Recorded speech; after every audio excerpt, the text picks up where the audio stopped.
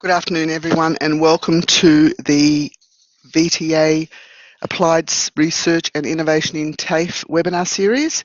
I'd like to welcome you all today. My name is Maria, and I'd like to remind you that this session is being recorded. And also, if you have a question, if you could please use the chat pod, which is located at the bottom right-hand corner. Your feedback's important to the VTA, so we will be conducting a short evaluation survey on their behalf. If you could please return this via email, that would be fantastic. And also, we're recording this, as you can see, so we would like, we'll be sending that to the VTA, and they will actually be putting that on the screen on their web page. So that's where you'll be able to access it, and that should be there probably next week at this stage. I'd just like to say that the VTA is proud to continue its applied research webinar series to showcase, celebrate and recognise the exceptional applied research and innovation activities that take place across the TAFE network. And without further ado, I realise I'm a little bit late. It's because my microphone wasn't working before, but I'd like to welcome Karen Bird to the space. Can you hear me, Karen? Afternoon, Maria. Good afternoon, everybody. Beautiful. So, welcome everybody. I'm going to discuss today the Teacher Professional Development Strategy. So, whilst working with Federation Training in 2017, I was asked to design and develop a professional development program for teachers.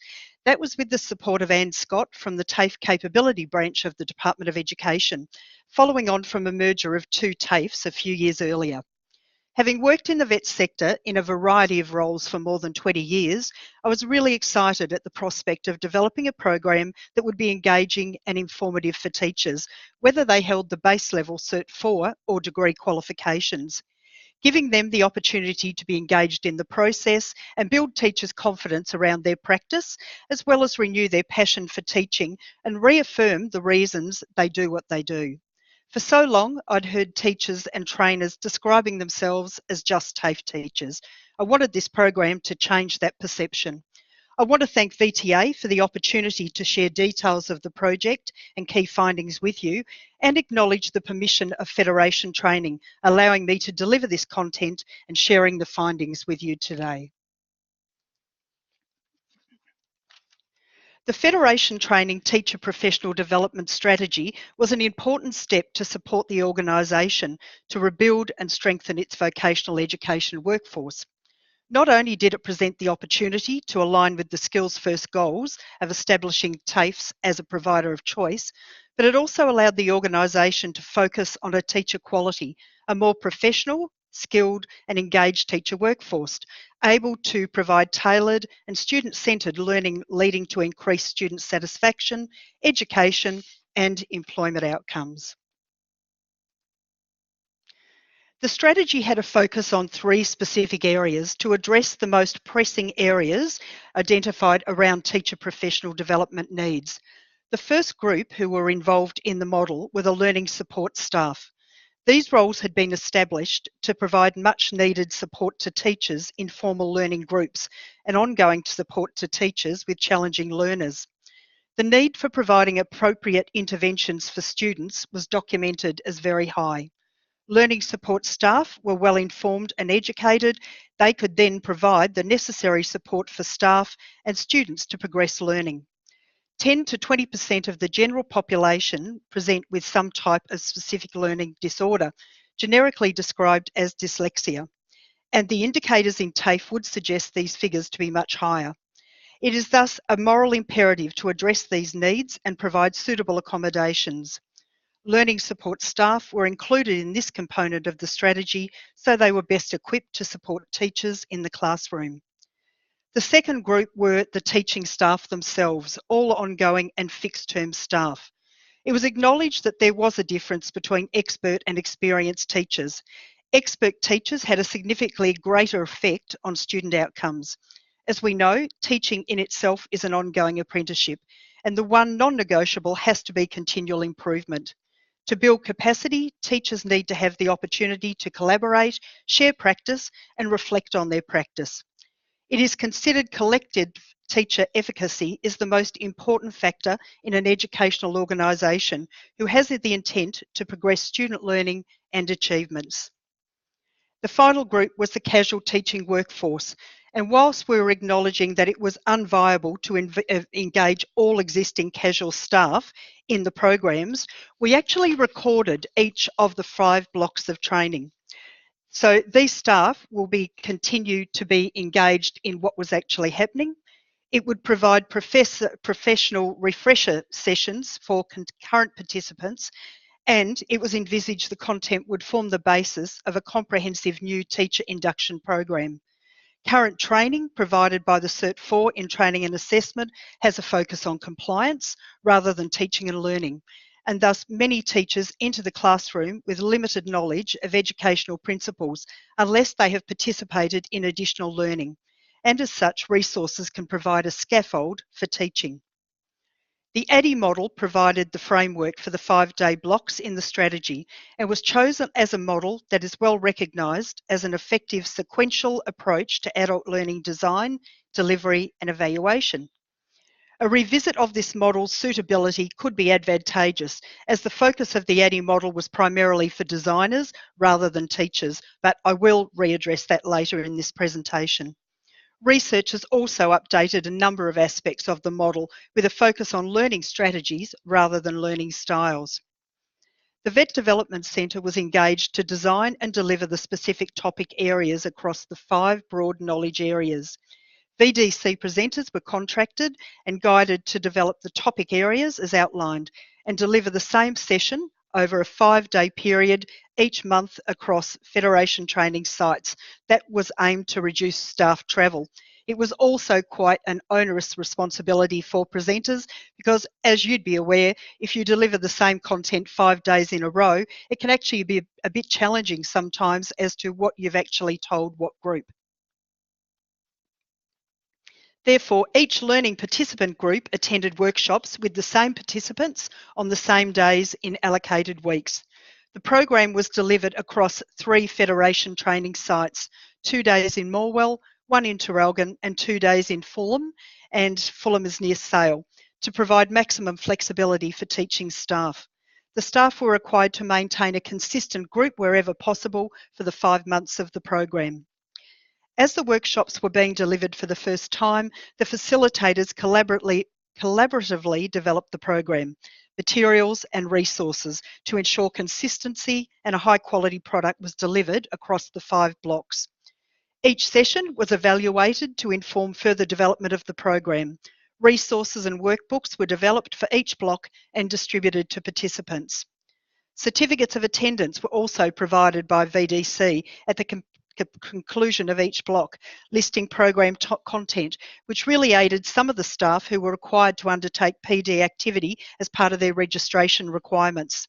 The data was then also recorded in the Federation Training Vocational Currency records for each teacher. A Moodle Teacher Professional Development Hub was created to give all participants the opportunity to access all training resources, participate in online discussions regarding the aspects of the training, as well as communicate in their action learning project groups. The program was designed for each learning participant group to attend the same workshops with the same participants. So in parallel to the training, participants were required to be involved in 1 of 10 action learning projects.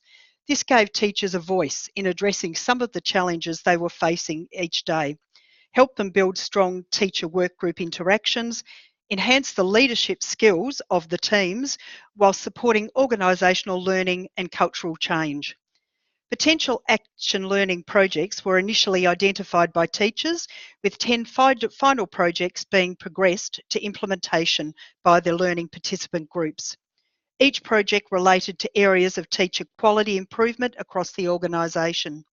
Progress and implementation of these projects was presented to the CEO and the board by the learning participants in November 2017.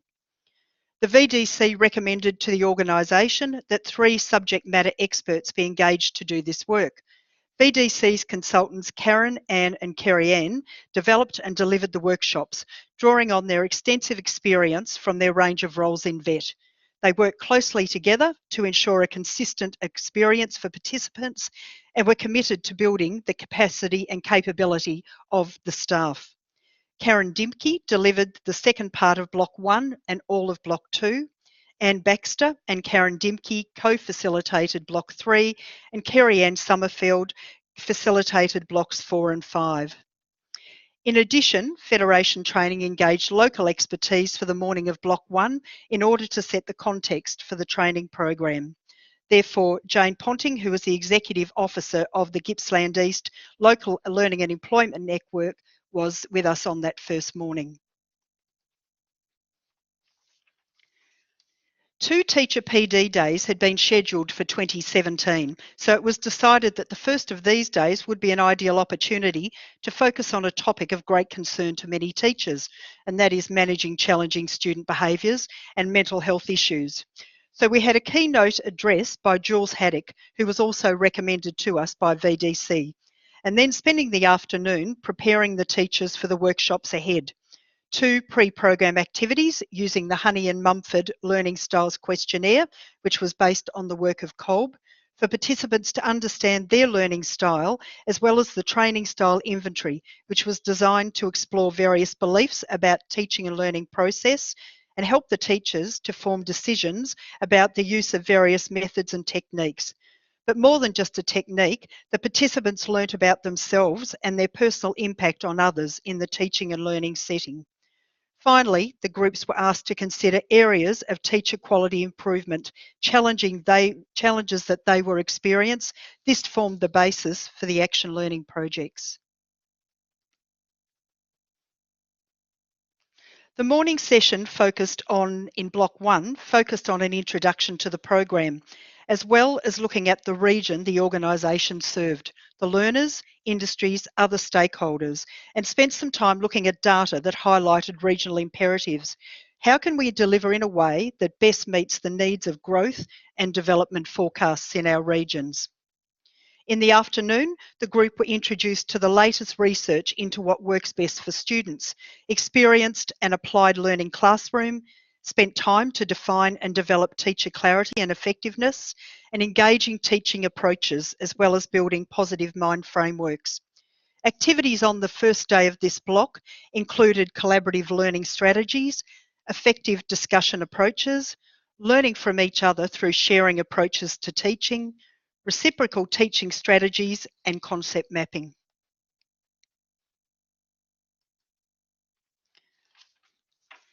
At each session, participants completed a self-evaluation, both pre-training and post-training. Post-evaluations gave all participants the opportunity to provide feedback and was broken down into the headings of what is something you found interesting and helpful, what is something you found challenging, what is something that you would like to know more about, and something I would like to tell you. In Block 1, participants identified their confidence levels as high in many cases, whereas by Block 3, participants were comfortable enough to acknowledge their skill levels were often beginning or consolidating, and they were identifying the value they were getting from the training. All participants were invited to complete an evaluation, with 74% of participants providing feedback. Overall, participant engagement with the evaluation was excellent, with rankings completed and a wealth of comments provided. Block 1, the analysis block, we saw 85 attendees with a response rate of 76, which represented 89% of those in the session. Block 2 workshops were held in July. Benefits from attending these sessions included sharing and taking away strategies to use and develop a positive classroom environment, to understand the challenges faced by many students and how to accommodate them, to build mind frames for learning for students, developing clarity for lessons, designing a model for classroom learning that is balanced and engaging, and understanding the most effective ways to give student feedback. Activities in this session included practice writing learning intentions for the class, co-constructing success criteria for learning, experience the challenges that some students may experience so you can understand their difficulties, identify appropriate processes for managing challenging behaviours, and learning from each other through sharing processes to teaching.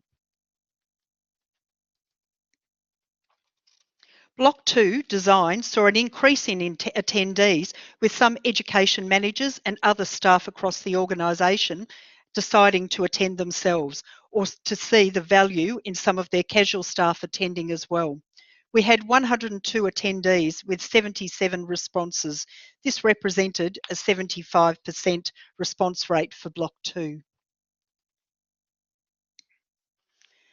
Block 3 was the development phase in the model, and it was focused on reviewing the key components of an engaging classroom environment. Participants developed prototype planning templates as groups. They reviewed and identified their learning style questionnaires and training style questionnaires. They reviewed, identified and decided on strategies to share and develop. They developed lesson plan outlines and course materials in teams, piloted presentations to the groups, and group feedback and self-evaluation. There was a number of activities, interactive activities that were held in that block, and participants were able to use a checklist to identify key components of contemporary student-centred practice. They created a roadmap for learning and used an example from their own practice to be able to develop as exemplars. Block 3 saw 76 attendees with 65 responses. Over the first two blocks, the groups had identified a multitude of high-impact strategies that they saw would progress learning and achievement and create an engaging classroom environment. What we did was compile all of these strategies, put them together and issued every participant with a handbook with space in the back so they could add their own strategies. This was actually seen as something that was really successful in the project. It wasn't something that was initially identified that we would be doing, but equally it was really well received by all the participants. Block 4 focused on implementation. Block 4 and 5 were very much focused around assessment and understanding of the ASQA Standard 1. This proved by far to be the most challenging aspects of the program. Block 4 focused on improving assessments with a range of assessment tools, both by participants and provided throughout the day, after they'd had an overview of VET and the standards for RTOs. Real assessments were being reviewed. An assessment improvement plan guide was introduced with a focus on the principles of assessment, and mapping tools were also considered and reviewed. Block 4 saw 64 participants, which was disappointing given the critical nature of the training. However, there was a lot of internal structural changes in the organisation at that time, and it made it difficult for participants to be able to attend from some areas. Many were called to be back into the classroom. A response rate of 48 was recorded, which represented 75% of the attendees. The final block, evaluation, focused on why we evaluate: to improve assessment, student experience, assessor confidence, as well as share good practice, and be showing a commitment to a continuous improvement, which, as we all know, is a requirement of the standards for registration. The focus on feedback enabled participants to practically participate in review of the satisfaction measure procedure and learning style templates, which were under review within the organisation. So this was really a hands-on, practical opportunity for the teachers to be involved in what was happening around the organisation. In Block 5, we took a little bit of a different approach to actually surveying the participants. Level 1 focused on reactions, and unfortunately I couldn't get this slide to be able to put into the presentation today, but it was very much about the reactions of the group. The questions were as such: the trainer communicated information clearly, the information presented was clear and current, the session met the objectives, it was clear about the objectives of the session, and it was relevant to needs. Block 5 saw a total of 59 attendees with a response rate of 66%. Although these surveys were amended, it gave participants a better understanding for improvements of this training. Some of the VCAL trainers could not see the relevance to their work in this session. So that was all feedback that we would be taking on board. So based on the evaluations received, participants found the workshop delivery to be engaging, interactive and participant focused. I'll share with you some of the comments a little bit later in this presentation. The total of 85 teachers who were originally to participate in the project demonstrate an average of 77 participants at each block. Workshops were delivered between June to October, and a total of 25 workshops were delivered, and registration numbers are reflected in the table that is up on the screen for you at the moment.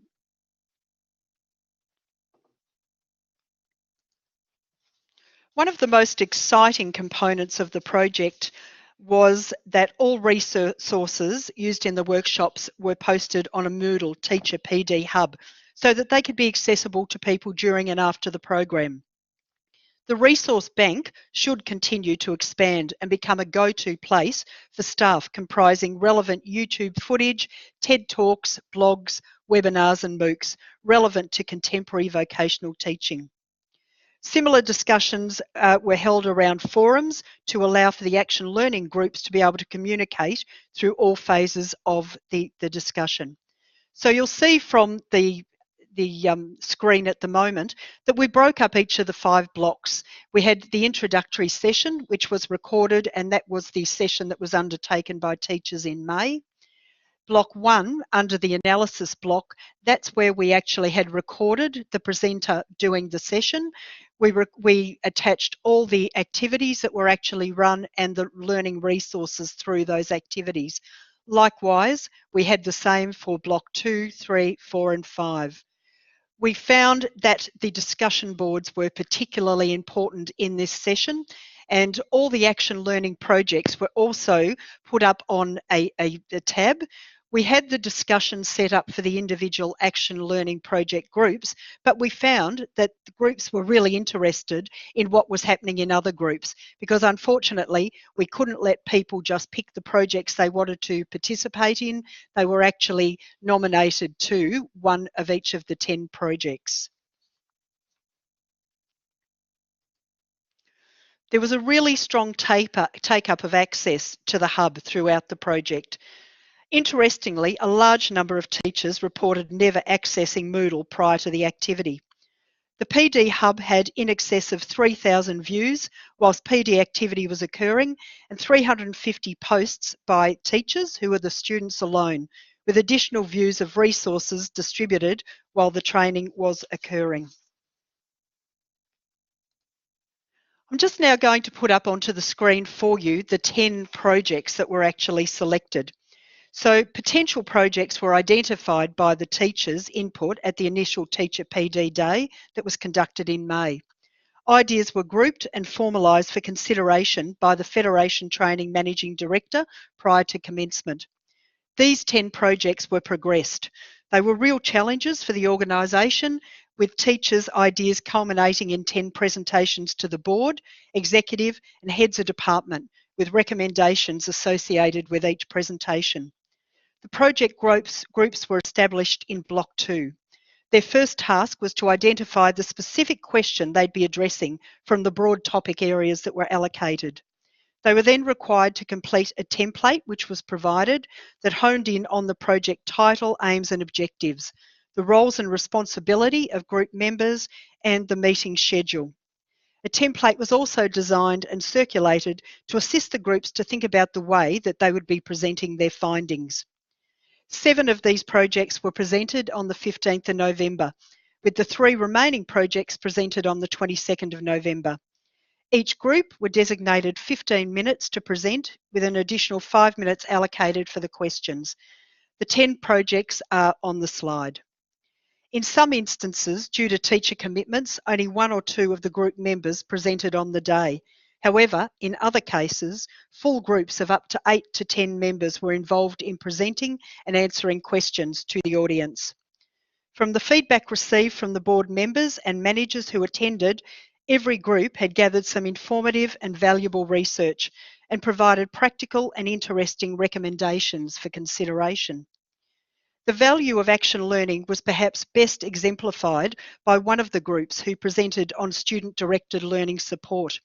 The research they did resulted in a 180-degree turn in how they recommended that the organisation should approach learner support, empowering and expecting, and making it easy for students to reach out for student support themselves rather than the teachers determining what the needs were and making the recommendations for it. All presentations were recorded and the PowerPoint presentations formed part of a static display at an all-staff conference day held in December. In addition, this work is housed within the Teacher PD Hub for future access and continual implementation. Some of what the participants said, I'm just putting up on the next two slides for you to have a look at, just some of the feedback that we actually got.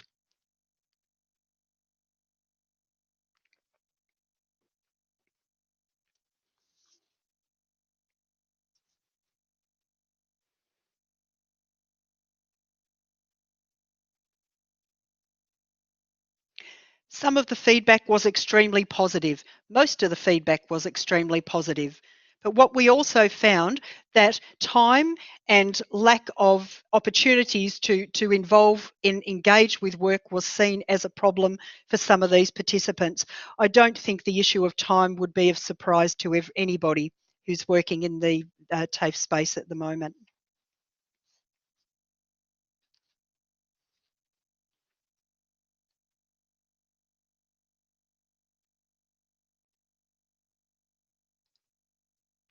Just going to talk now about some of the facilitator reflections. These were the VDC appointed presenters who participated in the sessions.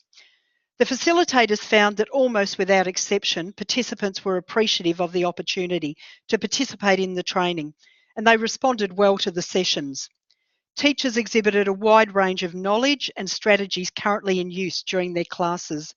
Many were happy to update their skills and expand their repertoire, while others actively explored the challenges they often face in their classroom. Largely, the teachers had been comfortable to present their ideas and thoughts once trust within the groups was established. There were some people who were a little bit anxious at having their sessions recorded for the PD Hub. The effective use of strategies as a toolbox enabled teachers to have a choice as to their approach and opportunities to try out new ideas, whilst also contributing to their own approaches. A solutions-based approach is seen as very important. Let's focus on what is working and let's do more of that. Further learning options are yet to be confirmed, and it will be important to poll participants to see if there is anything they would like to focus on more into the future. The greatest challenge, without doubt, for the staff was in Block 5, in particular, the Session 1. They were starting with sessions with student feedback, and they found that really confronting. It appeared that the majority in the first group were not routinely getting student feedback, and this caused them to feel anxious. It became evident in Block 5 that a number of staff had little or no current knowledge on good assessment, including the requirements around Standard 1. While some staff had developed their own assessments, many were working with purchased resources and the quality controls around those became questionable. When this was identified, a Federation training manager was present in the sessions and she participated in 8 out of 10 of those sessions. This provided invaluable feedback for the training manager and the participants in terms of helping make improvements to organisation systems. And likewise, it was valuable for staff to see that the organisation was really keen to assist the teachers and trainers to do their job and that they were actually being listened to. Further, some staff contacted the training manager post the workshops for support and help to be improving the assessments. My reflections. Some of this is more housekeeping issues, but it was things that we needed to refine along the way. So in Block 1, it was quickly identified that the breaks were too long. People had travelled from far destinations. They were happy to continue with the learning. They wanted to start earlier and end earlier. So in response to this feedback, we adjusted the timing in Block 2 for shorter breaks. Maintaining consistency of the group days due to limited staff backfill and organisation challenges was really challenging. A number of the staff were reporting as being very disappointed they were unable to attend additional workshops due to this fact. So it really reinforced the importance of having those sessions recorded, that for those who could not attend, they wouldn't miss out altogether. Staff confidence at the start was noted as low. Some of the teachers didn't feel valued and they felt saddened by loss of valued staff within the organisation. But after a time of working together, the negative mindset was shifted as teachers began to feel that they did indeed have valuable contributions to make. They were seen as a really valuable part of the organisation and they opened up to the possibility of growth. It was a difficult time in terms of organisation restructure. However, a lack of management visibility in the workshops was noticed. For these projects to work, it is considered really, really important that they're driven from the top.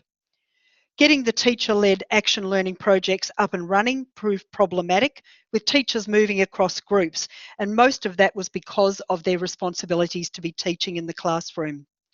And many questioning when were they expected to be doing that work, as they had no time. Significant time was not able to be factored into the workshops. We were already taking 5 days out of these teachers' workloads and out of their functions. So in response to these issues, we set up project team groups on the Moodle Teacher Professional Development Hub that I showed you before, with facilitated discussions and guidance ensuring all projects were progressed.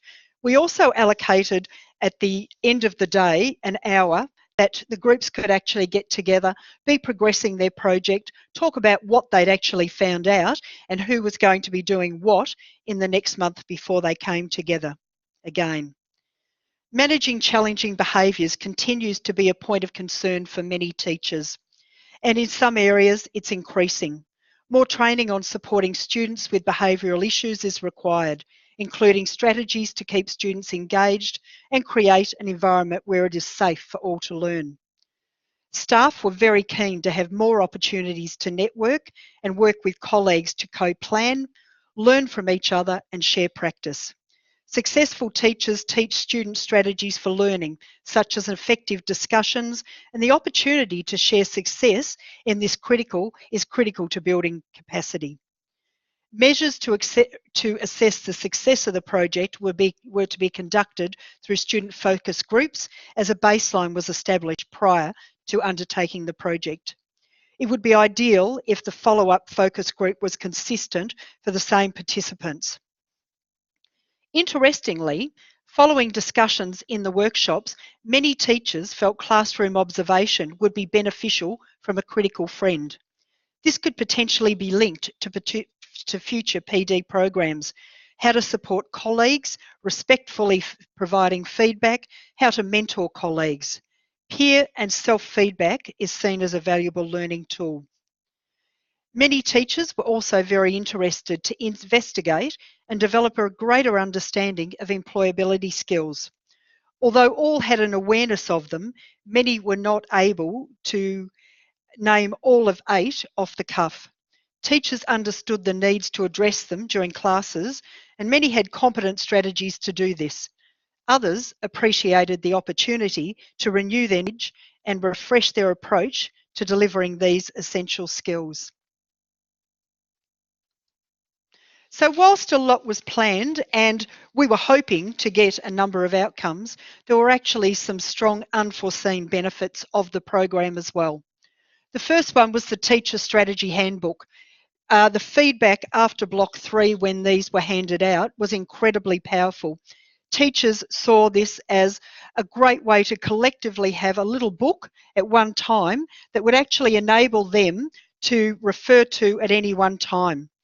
The strategies came under a number of headings, including community building and collaboration, how to do that with your students, how to provide clarity, so learning intentions and success criteria for learners, discussion, how to actually engage students and keep them on track with discussions,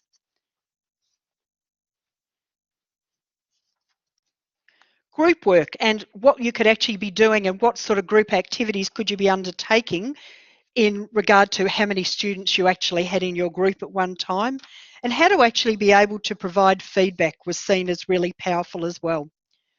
Also throughout the sessions, the groups were exposed to some really valuable resources.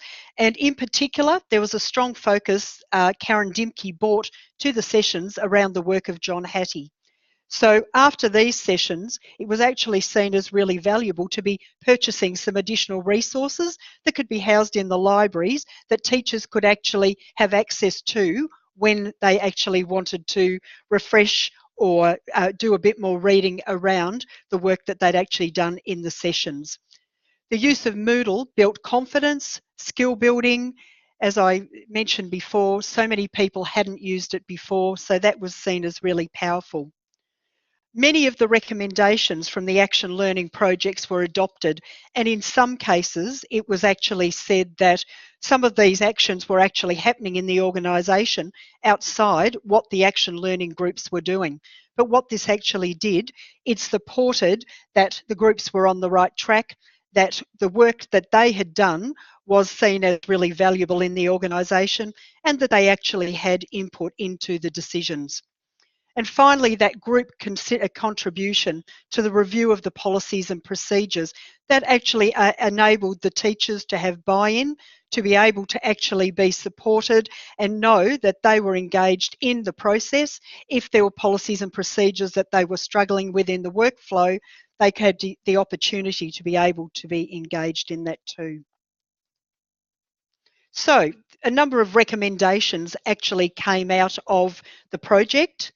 As I said, we were using the ADDIE model. One of the attractions of the ADDIE model initially was its flexibility, that it could be used for both individualised and traditional instruction. And in addition, it was in a phased approach. So the analysis was around the objectives established and the issues, such as learner skill levels, identified. The design was the optimal design, including learning objectives, content, assessment, instructions, exercises, and lesson planning. Development was around creating the content for the workshops. Implementation was developing procedures for training for both facilitators and learners, setting out details of curriculum, learning outcomes, method of delivery and testing materials, tools, etc. And finally, the evaluation, ongoing throughout the design process to ensure that all stated goals of the learning process were meeting the specified needs. The most common criticism of the ADDIE model is that it's a very linear process, and it is noted that there are more agile processes in existence at the moment. So I definitely think it would be worth having a review of that model, given now that we have all the information from the first iteration of the teacher strategy. It was certainly necessary to be a greater focus on the ASQA Standard 1. That was seen as really important. Classroom observation and practice sharing be adopted, and whether that's the critical friend model or just the opportunity for a number of staff who are currently at Federation training, and I believe some may be on this presentation today, actually to be working with the teachers, to be providing that observation and that critical friend, to be able to give feedback in an objective way to support teachers in their practice. Greater networking opportunities. Everybody said it was so good to be able to meet with teachers across a geographic area that extended from Chadstone to Lakes Entrance. It was also interesting, whilst the workshops were set up to actually make it easier for teachers to get to a location, some deliberately made the choice to go and work with their colleagues at the other end of the campuses that they didn't often get to see. And also for the continued implementation of some of the action learning project findings. There was some amazing work done in those action learning projects and some really good suggestions put forward. So it's really important that where applicable and appropriate, more of those findings are actually implemented. So how will the organisation know if it has actually worked? We were using the Kirkpatrick evaluation model, and basically it was focused on 4 levels. The first was the reaction, as to what degree participants reacted favourably to the learning. We did that through surveys, and we did that both pre and post assessment. At the start of the project, it's almost fair to say people were saying, you're asking us too many questions. But it was really important at the start that any of the early bugs could be ironed out, that people actually felt value in the process, and that they would actually see it as really valuable. Because if we could establish that strong sense of wanting to be there at the start, it would flow through for the rest of the project. Level 2 is around learning, and it was to what degree the participants were acquiring the intended knowledge, skills and attitudes based on their participation. Very much the survey results I showed you earlier on was actually showing how confident teachers were that they were exhibiting the behaviours and the reactions that were actually required initially, and how they were actually changing as people were identifying that there were new things they could be learning throughout the project. So the focus on level 1 and 2 was very much on the appropriateness and the effectiveness of the training. Level 3 is around the behaviour. So how were the participants, how would they apply that learning when they were back on the job?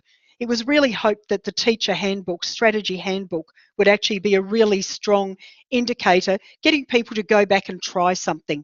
And we did actually see that was happening, and people were actually bringing their handbooks back with them to later sessions and had actually filled in more strategies they'd identified themselves.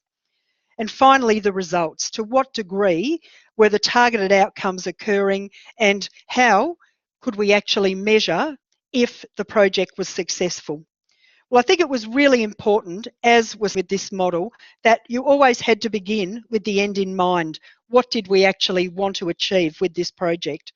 So it was actually going to be very important to measure the change in behaviours and having the teachers all on board and engaged, and then you would actually be able to hopefully see the results in terms of students' engagement, retention and engagement with the classes.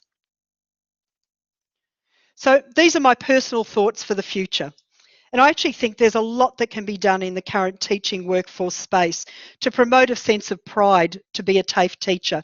I really think TAFE teachers do an amazing job, and they need to be valued and supported to be able to engage with their students in a really effective way.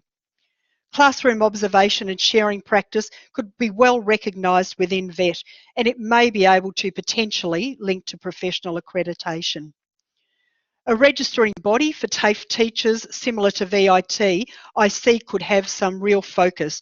I look at the work of the Bastow Institute and how that supports schools in the secondary sector, and I actually see VDC could have a very strong role to be playing in that area. And then also regular opportunities for staff to be networking. It was seen as so valuable for the staff to be able to come together, meet with each other, share their practice, share their ideas, as well as share their challenges. So I'm going to leave my presentation there today. I know I've given you lots of content, but it was a really big project. It was an exciting project, and I can say I was so delighted to have been a part of it. I'm more than happy now to take any questions from anybody, or if anybody has any thoughts they'd like to share with the group.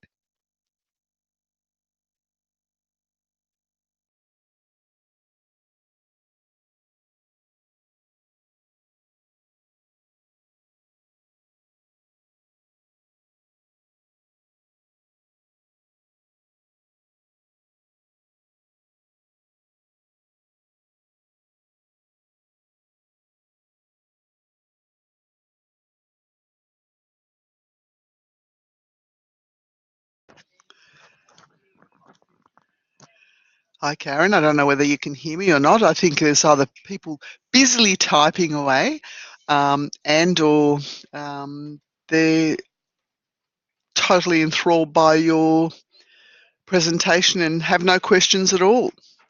Here we go. I missed the evaluation model. Can you respond to that, Karen?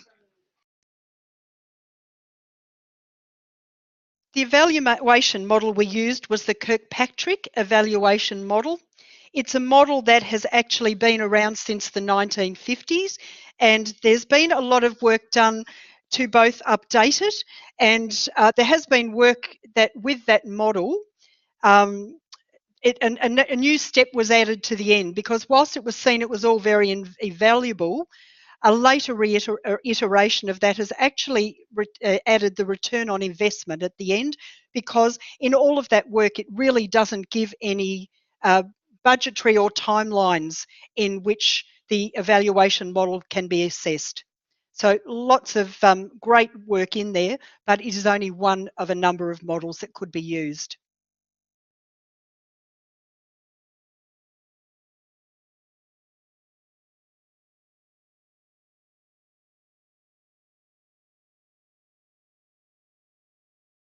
A question: what are the next steps for you and your TAFE in this area? Federation training will, I believe, to continue to work through this strategy. It's not something I'll be engaged with, but there is a team of staff, I understand, at Federation Training who are actually working in that space.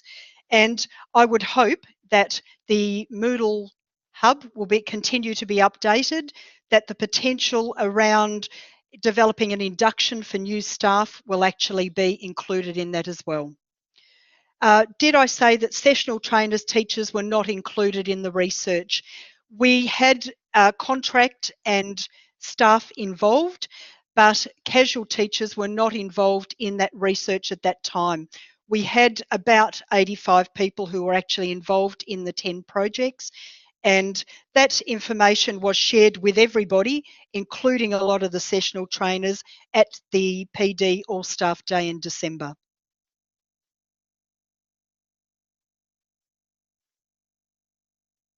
Does anyone have ongoing custodianship of the Moodle Hub? I believe that the HR team at Federation Training will be looking after that. However, there is a very capable and strong e-learning team, and they were the ones that actually came in and they recorded all the sessions. They uploaded and monitored the discussion boards for us at the time. So I have great faith that it will continue.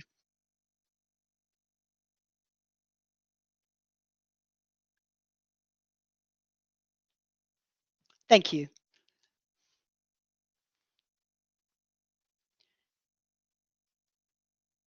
Are there any final questions or even thoughts? Has anybody been doing a similar project, and have they experienced similar or totally different outcomes to what we had?